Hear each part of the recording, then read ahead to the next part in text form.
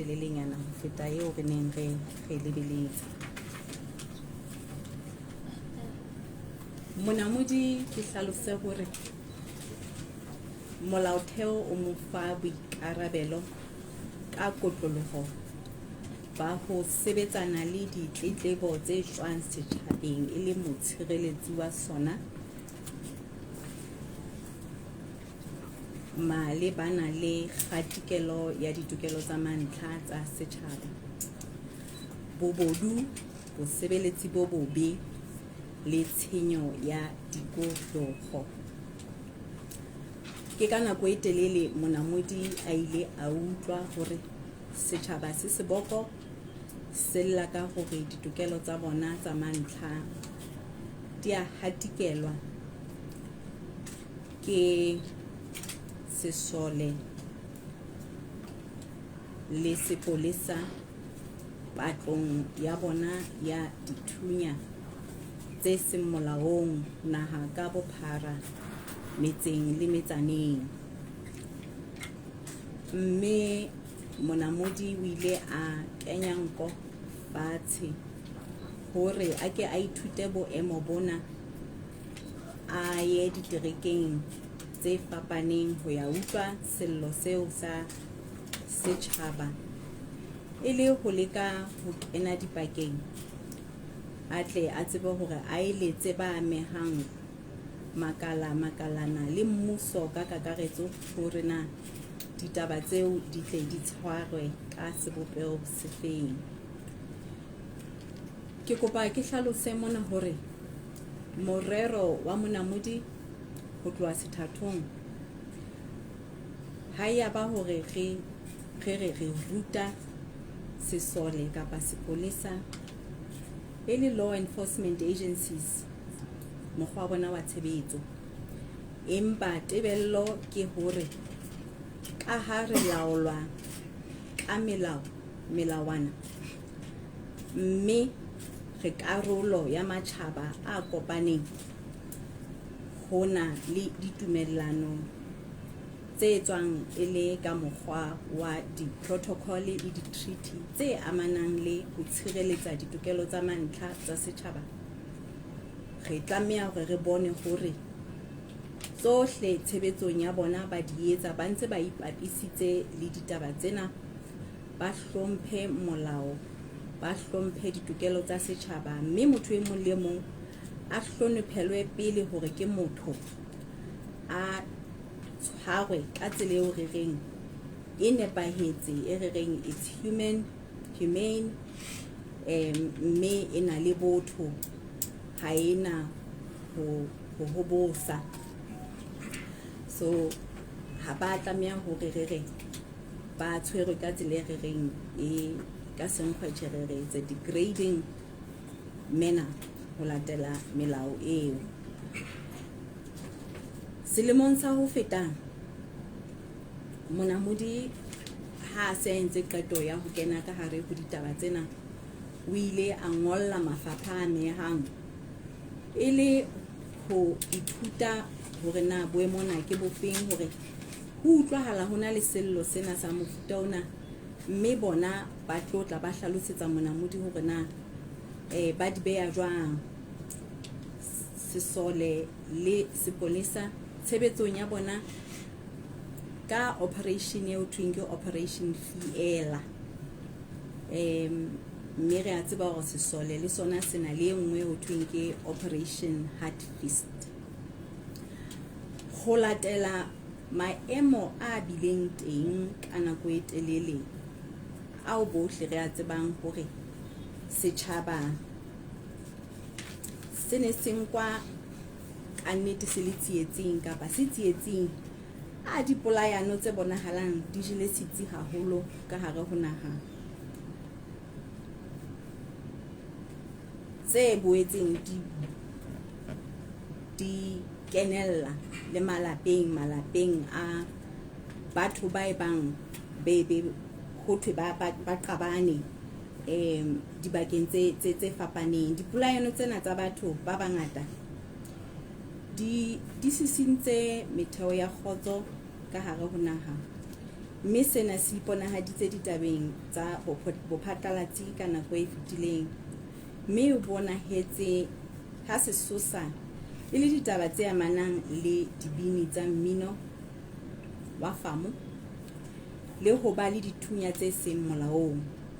Ho utlwahala ha ho na le ho se utlwane ho holo dipakeng tsa dibini tsena ho bakileng ntwa ya nako e telele, mme dintwa tsena ha di tsotelle maphelo a batho ho di nkileng makgolokgolo a ditho tsa malapa ka hara metse le metsana. Ke moo ho seng ho iphethetswa eba ho rapitlelwa malapa a mangata, ho tlalehwa ha hara sesosa sa dintwa tsena e le tse ding tsa dipina le ho tseka bompudi merafong yane e ntseng e tjhekwa ka ntle ho molao naheng ya Afrika Borwa, moo boholo ba bona ba sebetsang teng. Taba tsena di bile tsa susumetsa mmuso wa Lesotho ho nka mehato o kang wa ho etsa cassette ena e neng e bitswang Declaration of Unlawful Organizations Notice 2024, moo ho neng ho thibelwa ho letswa ha mmino o wa Sesotho, empa ho bonahala ho sa ba le phetoho e kalo ha e le mona dipolayano di ntse di ja setsi. E le o mong wa mekgwa ya ho fokotsa dipolayano tsena, ke mona moo LDF e leng sesole ka tshebedisano mmoho le sepolesa di ileng tsa kena tshebetsong ya di-operation tseo tse re buileng ka tsona tse pedi. Ke tlo kopa fela hore ke le fe summary ha e le mona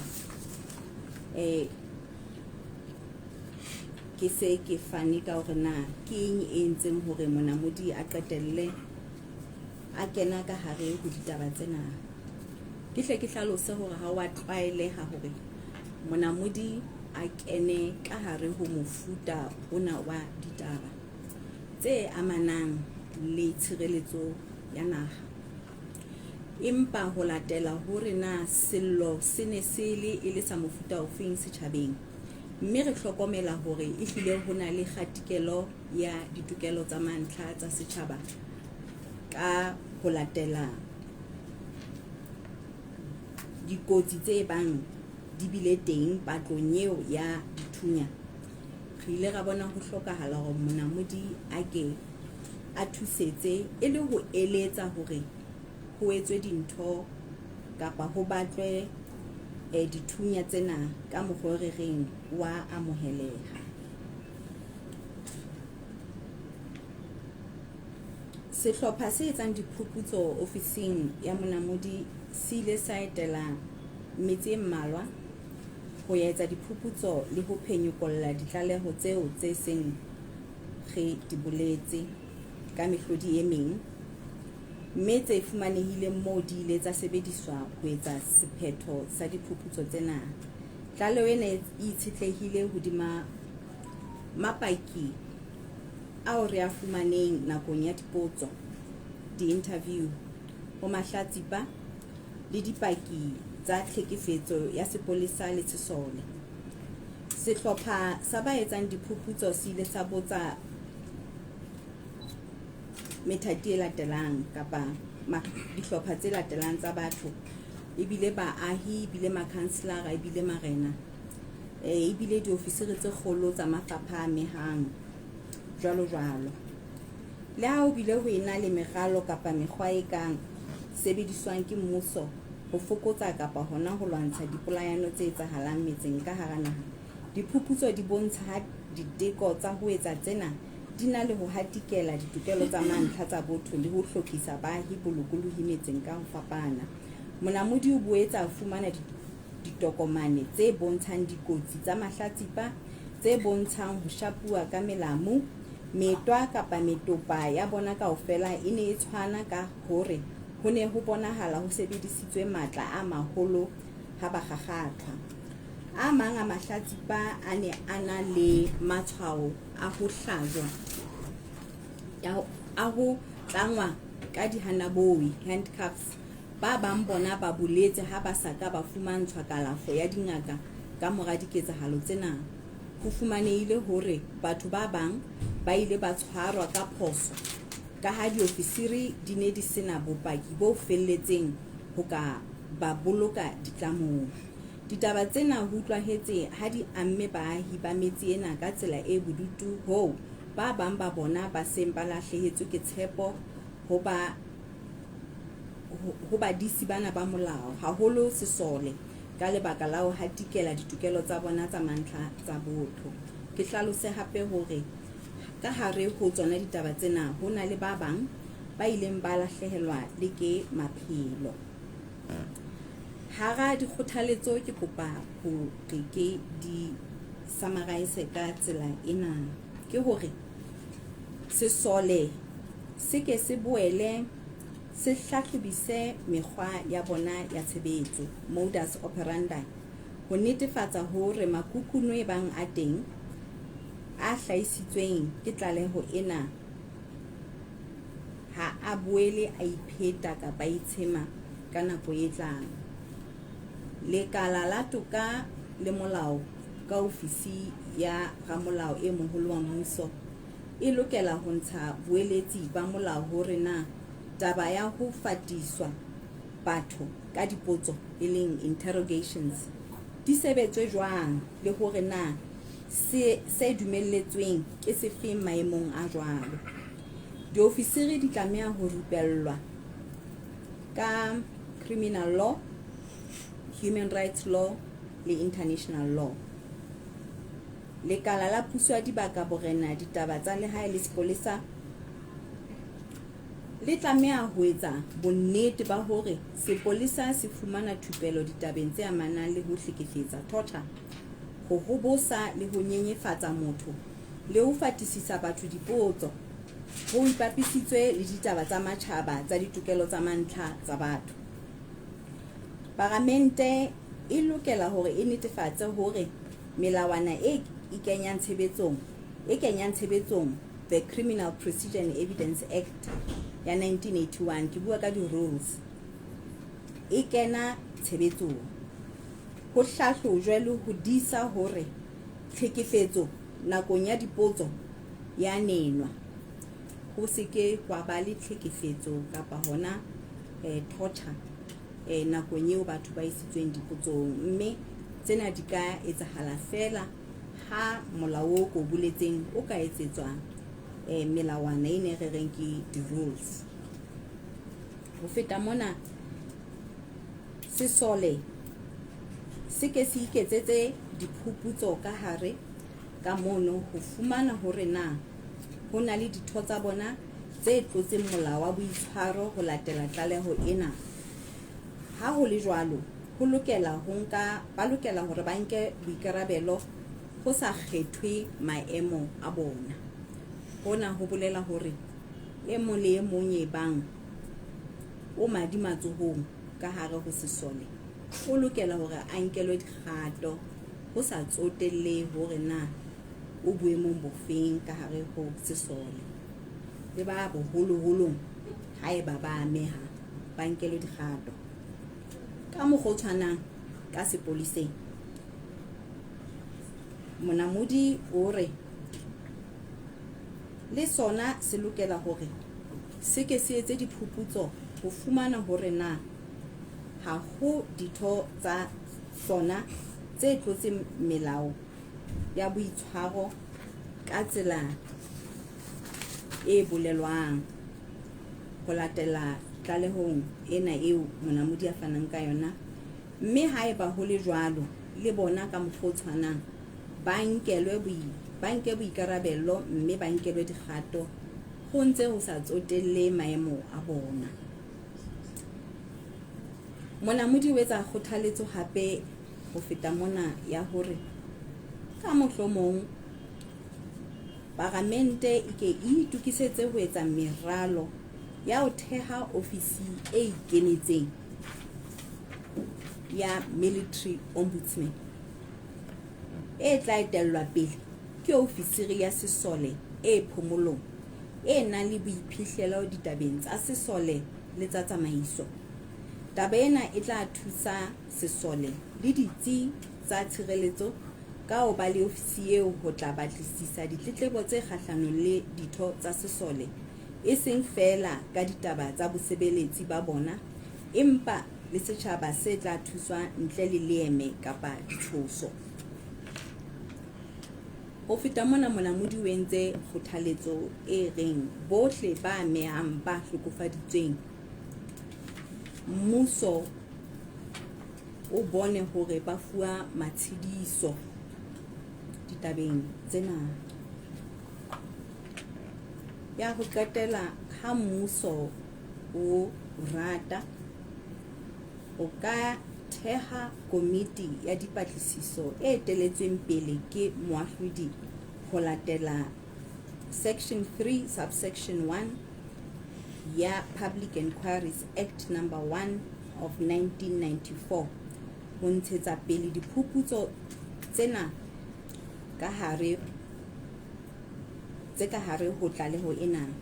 Komisi e jwalo e fuwe nako e lekaneng ho phethela mosebetsi wa yona le ho fana ka tlaleho e ngotsweng e nang le sephetho sa diphuputso, findings le dikgothaletso ho tonakgolo le Palamente. Mme tebello ya monamodi ke hore tsena kaofela tse be di etsahetse ka hare ho nako ya dikgwedi tse tsheletseng ka mora hore monamodi a fane ka tlaleho ena. E kgutshwanyane hakalo, ke kopa mothating wa jwale ke tle ke etse invite dipotso. Ke a kgolwa ya bohlokwa e ke tlamehang hore ke hlalose mohlomong hape ke taba ya hore tlaleho ena monamodi a entseng re bitsa ya pele e le a preliminary investigation report. So it's a preliminary investigation report eo re intshang ka mora hore re ikgotsofatse hore di-allegation tse neng di le teng ka ntle setjhabeng have been verified. So we tested the veracity of those allegations and we came to a conclusion that indeed there's a prima facie case to answer. So which means monamodi yena ha ne ana le adequate resources to run with the inquiry. Re ne re tla re fetela mothating wa bobedi wa go jwale re bule ditaba tsenana ho di phenyokolla ho ya botebong ba tsona, hobane re utlwisisa hore they run quite deep and very wide, and re lokela hore re bone hore toka qetellong hore e a phethwa. Ke mokgwa ona ke reng mmuso o bone hore o ka ikeletsa hore o bule ditaba tsena, mme ho kgethwe moahlodi e moholo e mong wa baahlodi a tle a tsebe hore o kamele taba tsa investigation eno kapa inquiry e le hore qetellong ho tlo tsebe ho ba le dikgothaletso tse fetang tsena tse monamodi yena a seng a di entse. Ke kopa ho e kgaotsa hakalo, ke se ke tla tataiswa ke dipotso tsa lona hore na re lebang kae.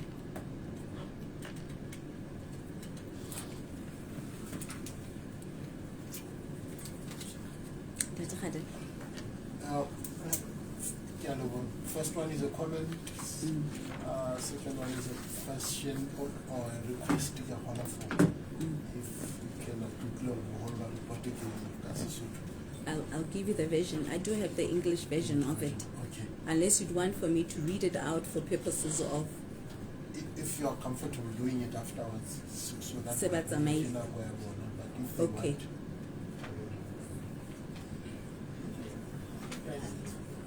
Is it okay? Can I read it in English? Yes. I do. I should. Okay. All right. Maybe I should start there and then...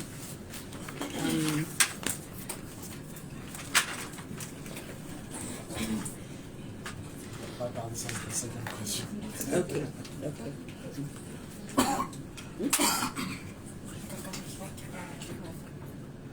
It's fine. It's okay.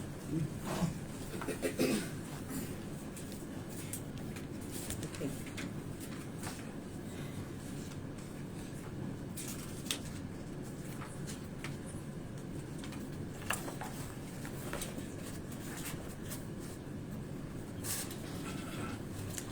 think as a start, we need to indicate why the report and give context to the reason why the Ombudsman decided to get into the fray of this kind of investigation.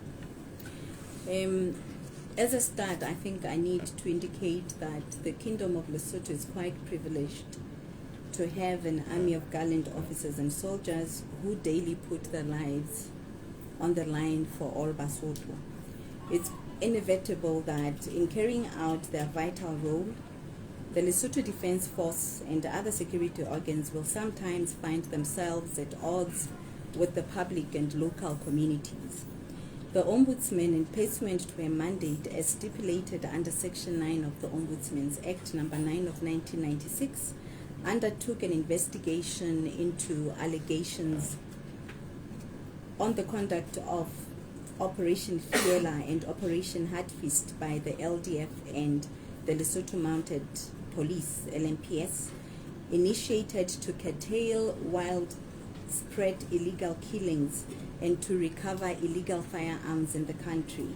The investigation was undertaken following media reports, including the publication of photographs of alleged abuses that caused widespread shock nationally and internationally.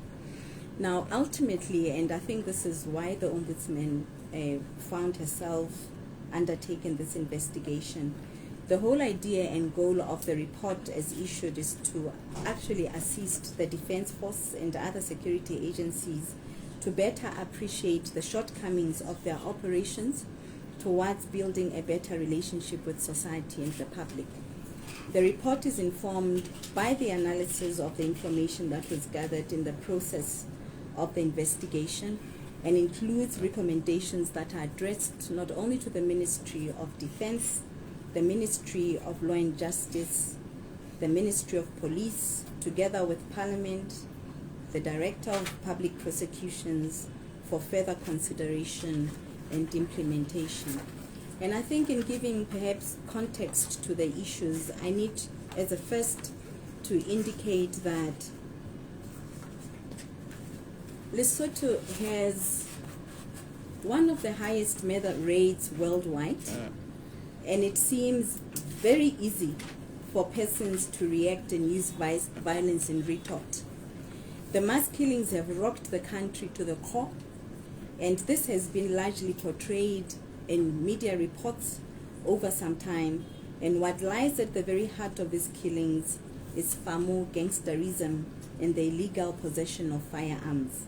It is alleged that there exists a lot of rivalry between FAMO music stars and gangs that has over many years resulted in deadly gang warfare, who have shown little to no regard for human life and which has left hundreds of gangsters and families dead in villages.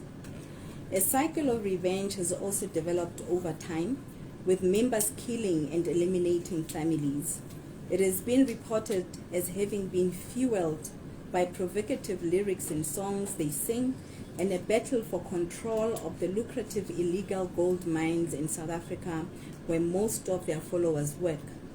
This has led to the government of Lesotho taking drastic measures which inter alia include gazettement of legislation, that is the Internal Security Declaration of Unlawful Organizations Notice of 2024, banning the music Guiana, but very little has changed as murders have not receded. In an attempt to curb these killings and incursions, Operation Hardfist and Operation Ts'ehla were constituted by the LDF working collaboratively with the LMPS. The LDF has taken strides to add these illegalities and in countering these terrorism campaigns to a point that for the most part it has on its own led these operations and has been arresting suspects and has recovered many illegal firearms alleged to have been stolen from the army and the police's armory at different points. It has also recovered many other illegal firearms alleged to have been used in the commission of crimes. However, the army has received a lot of criticism over the ruthless manner in which it seeks to recover illegal firearms from suspects within communities, which is linked to a lot of ill treatment and possible unlawful detention, which are viewed as serious human rights violations. Now,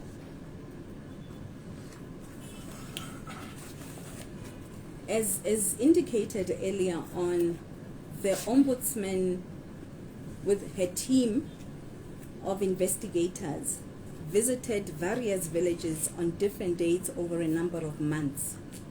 The investigation covered a review of reports received from various sources, and information was analyzed to inform the findings of the investigation. The report is based on information and evidence of violations gathered from numerous interviews with victims and witnesses who experienced ill treatment at the hands of the military officers and police officers while in custody. The evidence gathered was subjected to verification and corroboration so as to ensure its veracity. The investigation team carried out a myriad of independent interviews with various members of communities, victims of the alleged experiences, chiefs, councillors, and senior officers and management of both the LDF and the LNPS. While there's merit in government employing containment measures tailored at curbing and curtailing illegal killings of many people in villages nationwide, the investigation reveals that some of the measures embarked upon infringe on the fundamental human rights and freedoms of individual members in different communities. The Ombudsman also received documented evidence of victims' injuries, which showed wounds on some of the victims that were consistent with relentless beatings by sticks or rods, and the marks had an appearance of something that was very systematic and forceful. Other victims showed excessively tight handcuffing marks, while others indicated that they never received any medical treatment that they so needed following their experience. It was established that some of the victims were wrongly held and that the officers did not have sufficient information to justify keeping them in custody. Accounts of the communities indicate that the incidents have affected communities negatively to a point that many no longer had trust in law enforcement agencies, and in particular the army, as a result of the alleged violation of their rights. Amongst my recommendations, the LDF should A. immediately revisit its modus operandi to ensuring that concerns raised in this report do not occur again in future. The Ministry of Justice and Law, through the Office of the Attorney General, should issue legal advice on how interrogations are to be conducted and what is deemed permissible under the current permeating circumstances. A consideration of strategies for eliciting meaningful disclosures without resorting to coercive forms of interrogation should be encouraged for enforcement within security agencies. C. Moreover, officers should continue to be trained in criminal law, human rights law, and international law as a means to mitigate the abuse and torture of communities. D. The Ministry of Defense and the Ministry of Local Government, Chieftainship, Home Affairs and Police should ensure that all law enforcement personnel are appropriately trained on the absolute prohibition of torture and other inhumane and degrading treatment, and how to interrogate detainees in conformity with international human rights standards. E. Parliament should ensure that appropriate rules that operationalize the Criminal Procedure and Evidence Act of 1981 are enacted, with a view of regulating and ensuring that interrogations are not just monitored appropriately, but that the ill treatment of suspects during interviews is curtailed and undertaken within prescribed parameters. The LDF should also conduct internal investigations to determine if any of its army officers may have conducted themselves in a manner that breaches its own rules because of the matters reported in this report. If at all established, any such officers should be held liable irrespective of their status. The LMPS should likewise conduct internal investigations to determine whether any of its police officers may have conducted themselves in a manner that breaches its own rules because of matters reported in this report. If established, any such officers should be held liable irrespective of their status. Furthermore, Parliament should, as soon as possible, embark on measures towards the establishment of an independent office of the military ombudsman, which should be headed by a person experienced in military and public administration, and it should preferably be a retired army officer. This will help ensure that the defense force and security sector has, on a continuous basis, an office to investigate complaints that are lodged by and against members of the military regarding not just their conditions of service, but also members of the public who may have experienced actions that need to be addressed fairly, expeditiously, without fear, favor, or prejudice. I think furthermore, I need to also indicate that it's quite important again that government be urged to consider reasonable compensation to be paid to the victims of the ill treatment exposed in the report. And last, if government so desires, it should consider setting up a commission of inquiry headed by a judge in accordance with Section 3(1) of the Public Inquiries Act No. 1 of 1994 to further investigate the matters arising from this report and the concerns which give rise to them. The Commission should be given reasonable time to complete its work and present its written report with findings and recommendations to the Prime Minister and to Parliament. I thank you. Now the questions. Right.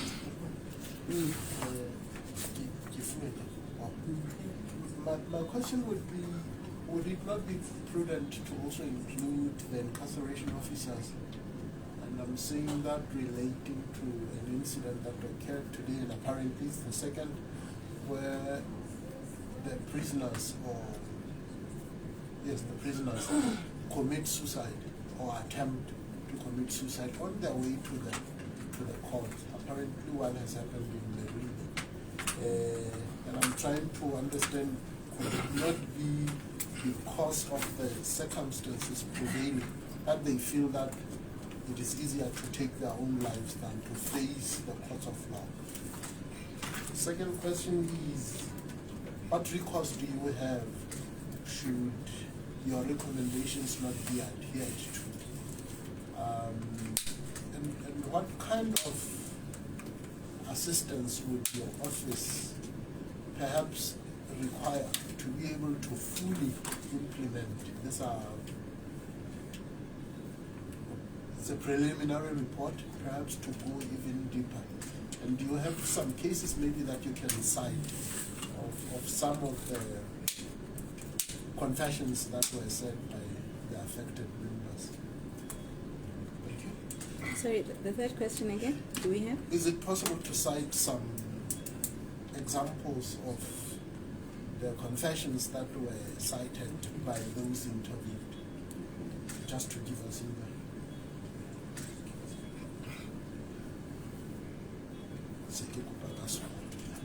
Okay. So should I take a few before? Okay, did I take the back? My questions are about. If you can just give me your name first. I work for Eminent Center for Investigative Journalism. My questions are on whether the suspects that were being pursued by the army and the police in this operation, 𝗢𝗢𝗓𝗓 and 𝗢𝗢𝗓𝗧𝗟𝗢𝗢, can we say there are people who have been arrested as a result of these operations? Have they been brought before courts of law? Or are there cases pending before courts? Or there are people who are said to have been found guilty of crimes that necessitated these operations? Secondly, this one is a bit odd in that it concerns the gang wars. I want to understand to what extent has this gang wars affected women and children? The gang wars, if you may comment on that. But again, the operation 𝗢𝗢𝗓𝗓 and 𝗢𝗢𝗓𝗓, how have they affected women and children when they were being undertaken by these two institutions? Were there any women and children that were tortured? And if you could have numbers, it would be very interesting to get how many women and children were tortured. Another one, we understand that this is a preliminary investigation report, but can you show the police officers and even army officials that, especially the high-ranking ones, that could have violated human rights in undertaking this operation? Any recommendations in the report concerning post-traumatic stress that may have been suffered by the communities that were under the scope of this operation, that you have recommended should be provided for certain family members?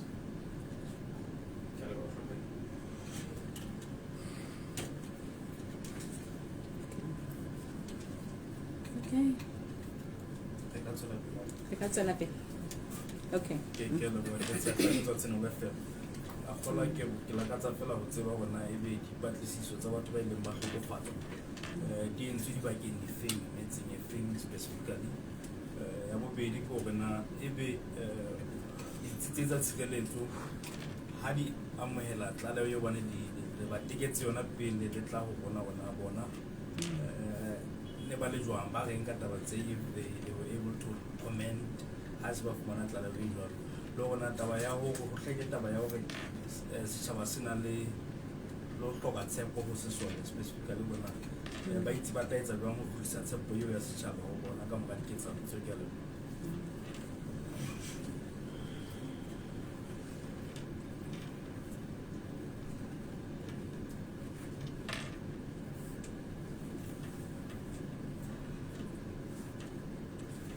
Okay, give it. So I should just deal with this. Add to this question. Okay. The last one.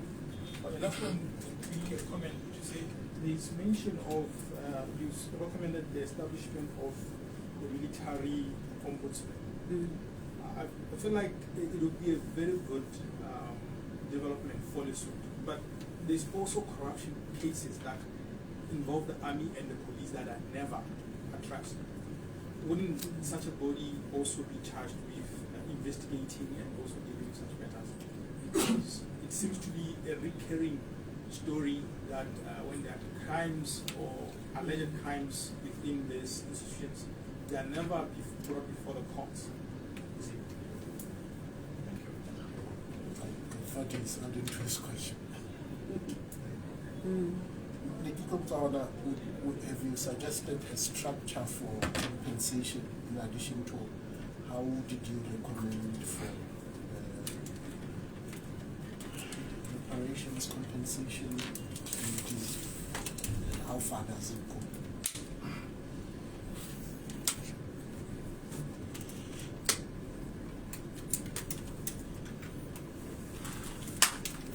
Okay. All right. Let me take this first round of questions, and we can then deal with the rest hereafter.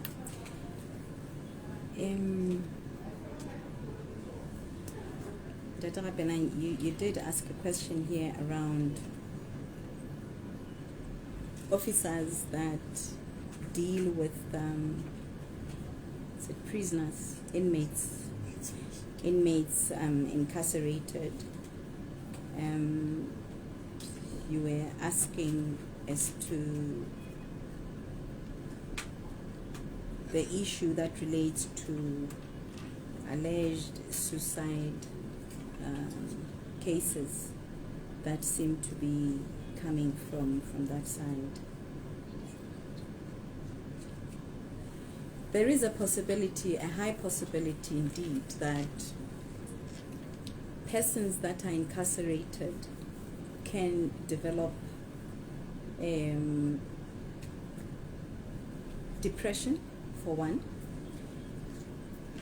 as a result of being limited, or their rights being limited due to where they ordinarily reside during that period. And of course, that can also result in suicidal thoughts. I want to believe, much as I'm not technically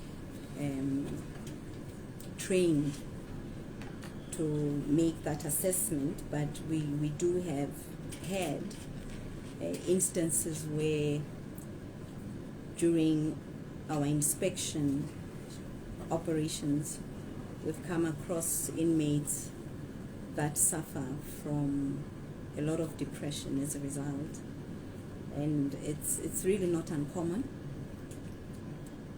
However, we do have an office internal to the institutions where they can seek assistance and to remedy the situation. And there's medical officers, and there's also social workers there that are responsible for them. It's in very rare cases where you would find such issues being brought directly to the office of the Ombudsman. So we always get them when we visit the correctional facilities, but I want to believe that they do get that type of assistance.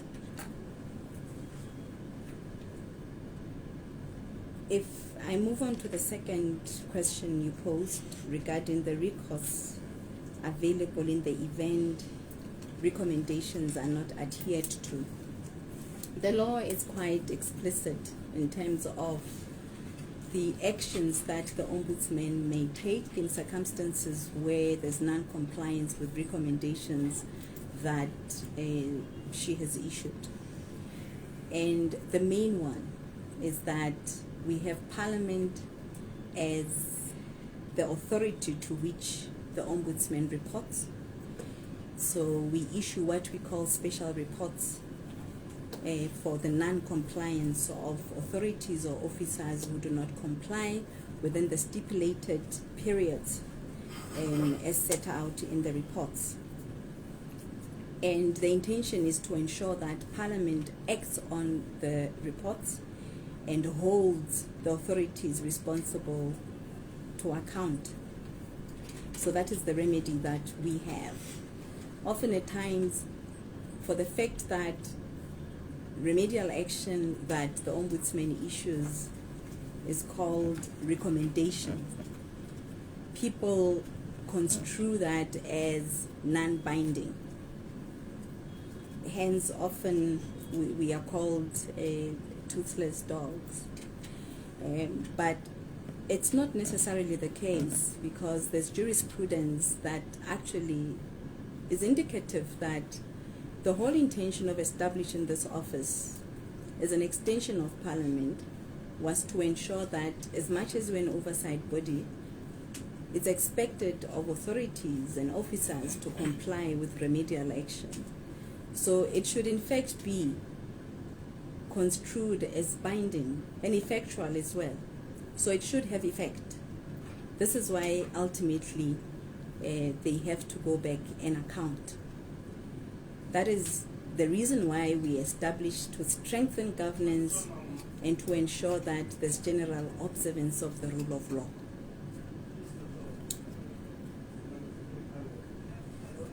So in the event that an aggrieved party has not been served justly, They do have an option to follow up with the Office of the Ombudsman. So we do undertake follow-ups from time to time with the authorities concerned, just to make sure that they do comply.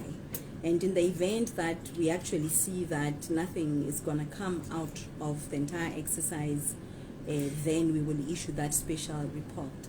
And by special, it should be special, so it means it should be issued rarely. We should not be seen to be crying to Parliament all the time that authorities do not comply.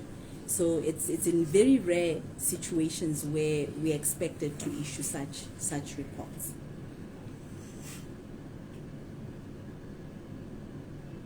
I had not gone into the nature of confessions and or stories relayed by the victims deliberately, because there's quite many of them. But I will cite one or two of them. Of the investigations that we ran, we had an opportunity to visit Mafeteng. We went to Boleka. Boleka, we have victims that shared with us their experiences of the day on which the army officers visited them. It happened on the 29th of June 2024, and the impression that we were given, they indicated that they were called to an open field. So like literally every person in the village that was present there was directed to go to an open field where they were being questioned by the army on who had actually killed one old lady in the village a few weeks before then, and 3 other people who were subsequently shot and killed by unknown gunmen who were being buried on the very day. So many of the villagers alleged that they were ill-treated and they were made to roll on the ground. They were beaten with sticks and rods on the bums, just so that they make admissions as to who was responsible and whether or not they actually had illegal firearms in their possession. And what was striking about this particular case was that the one person who was ill-treated the worst was a councillor in the area who raised an alarm with the army that he felt they needed the defense's intervention. But he was the very first person who was beaten up in the village, embarrassed, made to roll on the ground because they wanted to elicit a confession of sorts from him. So for the Ombudsman, I think the concern was it would seem that it's systemic, because from village to village, their modus was the same. And I was not entirely sure as to whether they had adequate information prior to getting to the villages, and I sort of felt like they did not utilize their intelligence appropriately.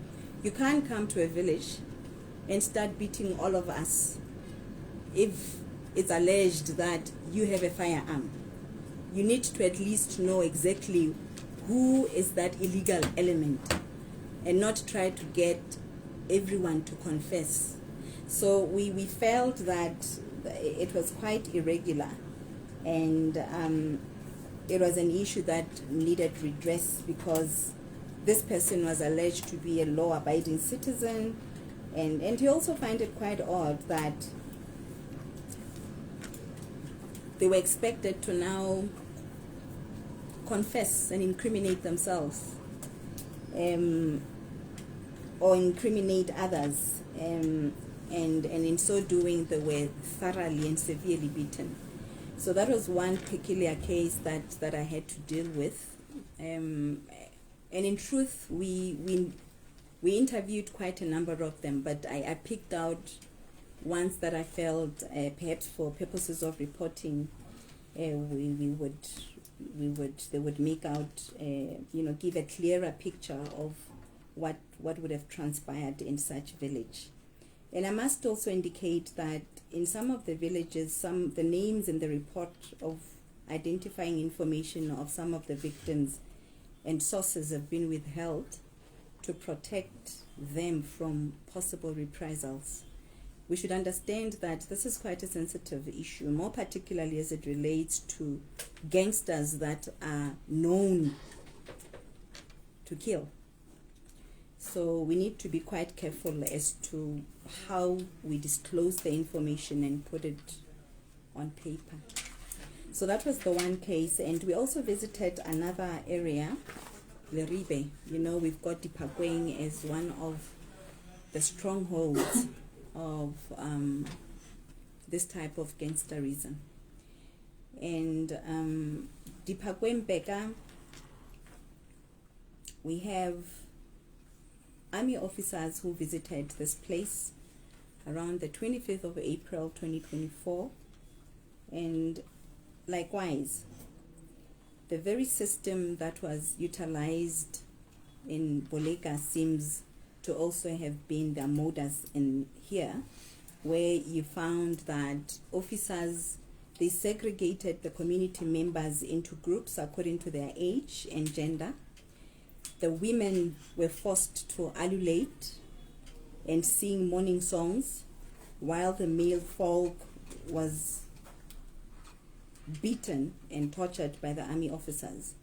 So they were alleging that they were forced to lie down on rough surface ground and roll for a considerable distance from one end of a field to the other, while being beaten with sticks on the buttocks, the back and the legs.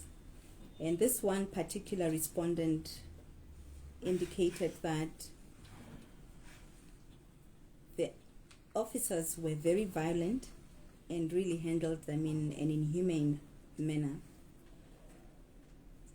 Some of the village men were also taken to a donga just by the very field, where it was many of the villagers sustained serious injuries as a consequence, and while many of them did not receive any medical attention at the time, some of them who could afford did proceed to hospital to be attended to.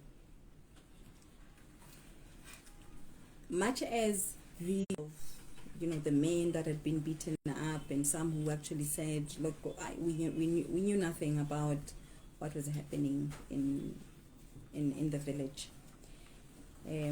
But however, their greatest sin, as they were saying at the time, was for the fact that I live in the village, so I just had to also be ill-treated, because as the defense force officers came through, they'd never really say who had a gun or the gangster members.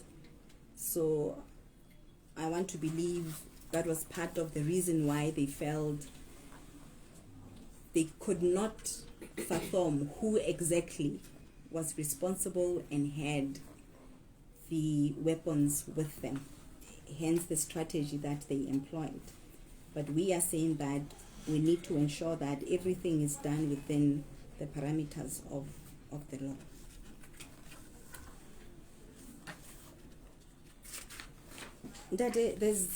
There's quite many of these cases, but I think one peculiar case that perhaps I can also highlight is of one gentleman from Hapiri area, and this gentleman, or rather Hamujoka Berea, and this gentleman purported where he would then be interrogated for many hours and under circumstances that one could not. He indicated he was suffocated with the truth just so that he could admit to having an illegal firearm. The police and army officers said, okay, tell us the truth. And I responded, I do not have a firearm. Then another officer started beating me up. I begged them to stop and they said, no, you will tell us the truth or else. And this went on for hours, and following each question, they would beat me up. I realized after the second day that if I did not say I have a firearm, I was going to die. I then lied and said I had a firearm and that it was with one 𝗣𝗢𝗕𝗓𝗓𝗔𝗐𝗍𝗍𝗔𝗡𝗔𝗩𝗓. I knew I was lying, but was hoping to catch a break from the abuse and ill treatment I was experiencing at their hands. When they established I lied, they had then said to me, okay, we asked you calmly, now we will show you. So he was handcuffed, tied, his arms behind his back. He was caused to lie down with his belly on the ground. One of them sat on him and they placed a tube over his head until he couldn't breathe, and the pain was just unbearable. So this is essentially what he went through until on the next day. He said when the wife came to see him, he pleaded with the wife to find an illegal firearm for him, and they would find a way just to plant it in the police's vehicle, just so that he could be relieved of the torture and ill treatment that he was made to endure.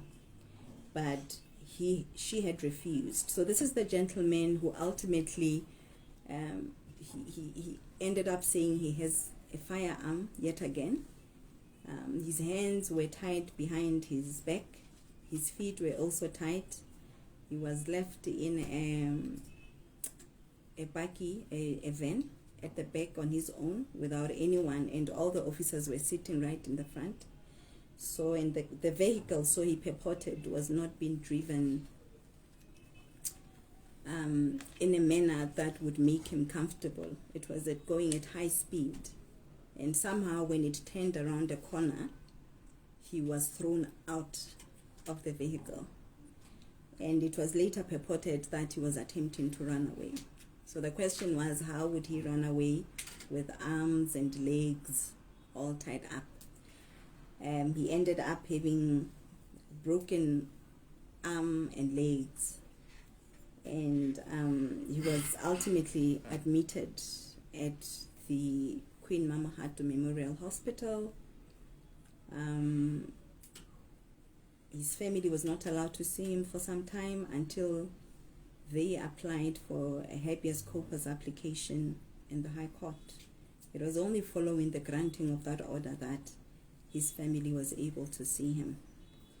So that's basically how he suffered. He's lost his job. He was a driver. He's lost his job now. He's still recuperating from home, and it's added a lot of stress in the family as a result. So, and what we found quite as striking is that he's never been charged ever again following that, which then goes to say it could have been a witch hunt.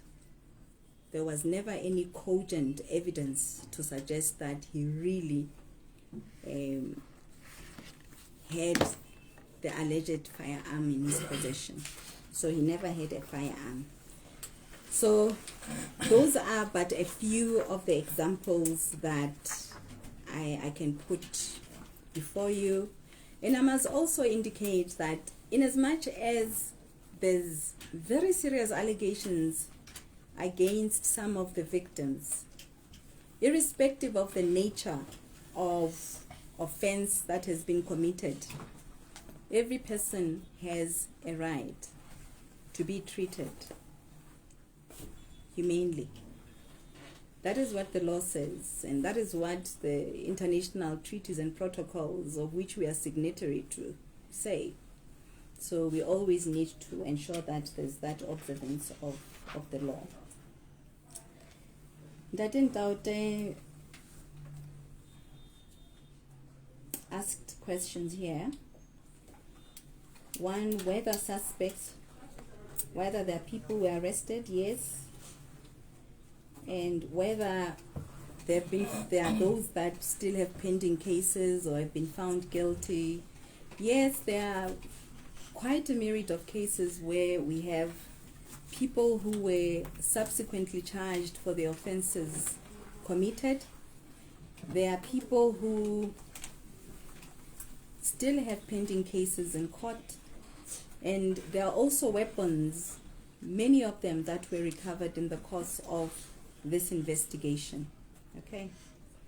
So, in a way, I would say that there's been lesser cases now being reported of people dying as they were pre-April 2024.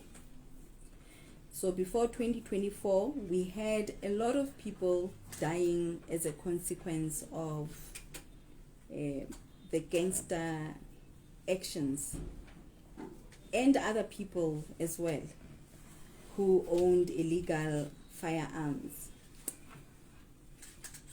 In some of the areas, like Berea, we found instances of gang members who would come to one of the rival gang members' family, and if they do not find them at home, they literally kill the entire family or the spouse that they find there.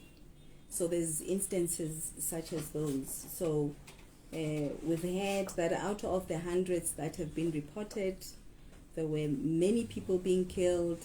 People are still dying, but the degree has receded.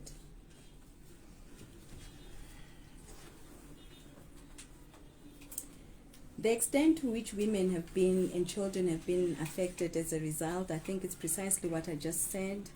Some of the women have been killed. So if your spouse is a gang member of a rival gang, you find that because they have their own issues from the illegal mining holes back in South Africa, they would proceed to your village if you're not there, and they have a tiff with you. They will then kill your family or your children or your spouse. So that's just what has happened. So they really have been adversely affected to a point that they no longer have those that still survive or survived these ordeals. They no longer have breadwinners in the family, so children can no longer go to school, and some of them have been affected medically. So it has led to a lot of depression in the villages. People no longer are able to carry their lives in the way they should or they used to.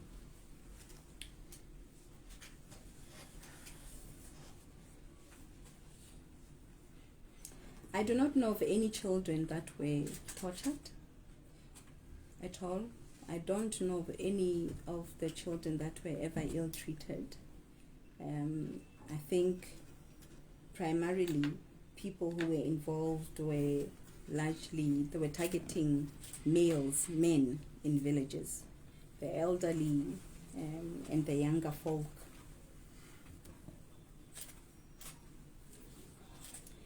There was a question that was asked about preliminary reports, whether we can show officers who were involved, who undertook the operations. The officers, the report does not so much highlight the names of individual officers. However, I need to point out that there is a full report that indicates who manned each one of the operations that took place in the different villages. And the expectation, like I said, is that each one of those officers who do not conform to their own internal practices should be held to account. I'm aware that with the military, steps have been taken, and there are some that have already been dismissed from work. And with discussions we had today, for one, they've made it quite very clear that the leadership does not condone such actions, that no person in their positions can be directed to go and harass and torture individual members of the public. And they are taught continuously to observe the law and the practices that govern them. But if you're found to be in non-conforming, then steps will be taken against you internally. So others have been dismissed, and others are undergoing disciplinary actions internal to the Defence Force institution. The issue of post-trauma stress, yes, there are those that have reported they have suffered, they are suffering, and they're finding ways and means of dealing with, but predominantly you'll find that we're dealing with people who are mere lay people in the villages. They do not even know how to deal with stress of that magnitude. You know, they're taught to manage the situation. They self-heal on their own without necessarily resorting to medical experts to assist them in the condition that they have. But yes, we've had those that have indicated that they're suffering, and it's quite really very painful. There's a place called 𝗢𝗢𝗕𝗓 in Berea. 𝗢𝗢𝗕, when you get into that village, you'll see all these many beautiful houses, and they will tell you wherever you see this beautiful, unique houses, they're largely of people who worked in the mining dumpings, right? Almost all of them. The parents, the owner of the house and the spouse, they're not there. They've been killed. It's just the children. It's many of them. And it's a very sad story to tell. I'd cause for you to visit that area just so that you see and hear the atrocities that were carried in that village.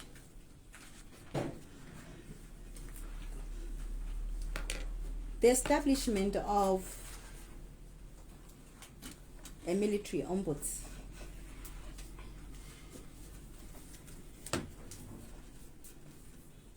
I must indicate first that, remember, the ombudsman happens to have within the 4 discrete mandate areas corruption, right? But corruption insofar as economic corruption is concerned is spelled differently, because we now have the DCEO dealing with such offenses.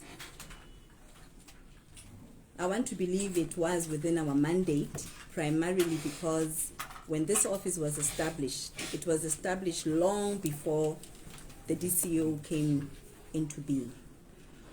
So we don't deal with that directly, but I'm not quite sure as to why such matters would not find their way to court, but they should, because whenever corruption is alleged and it's established, we should see justice being done. And one such way is just to ensure that those responsible as culprits need to face the full arm of the law.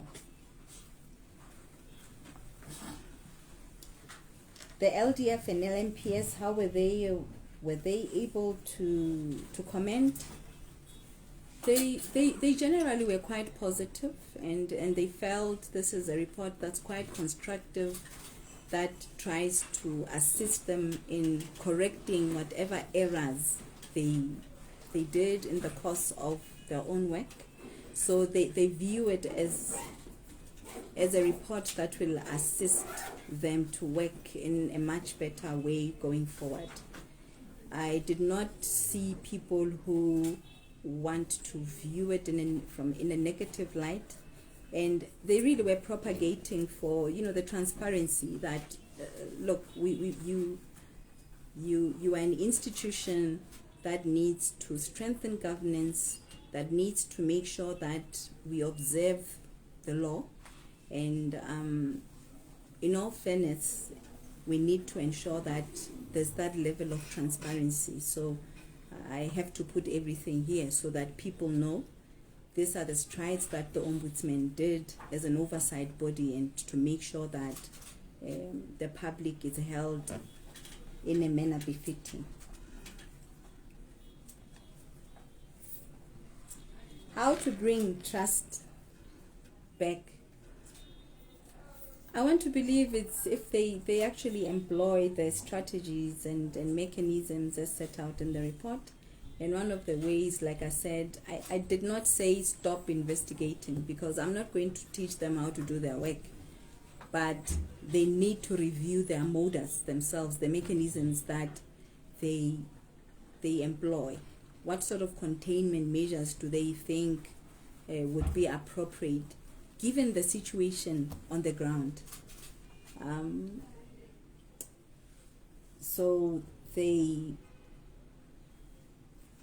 I want to believe that they will employ the remedial action as it is, and where necessary, just to ensure that they regain that trust from the public. Structure for reparation. How far has it gone? The Ombudsman does have a responsibility and may actually recommend through remedial action that pecuniary compensation be provided to victims.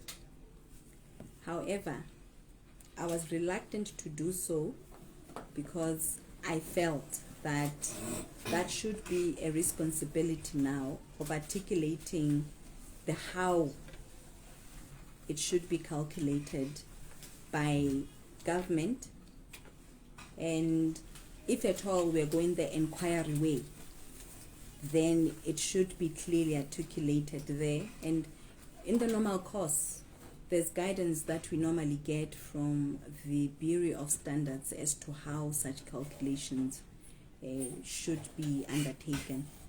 You're not going to find it expressed in the report, but we had that conversation with them to say, and even the powers that be, that they need to take into account that report by the Bureau of Standards in calculating what is fair and reasonable given the current economic standards that we live in.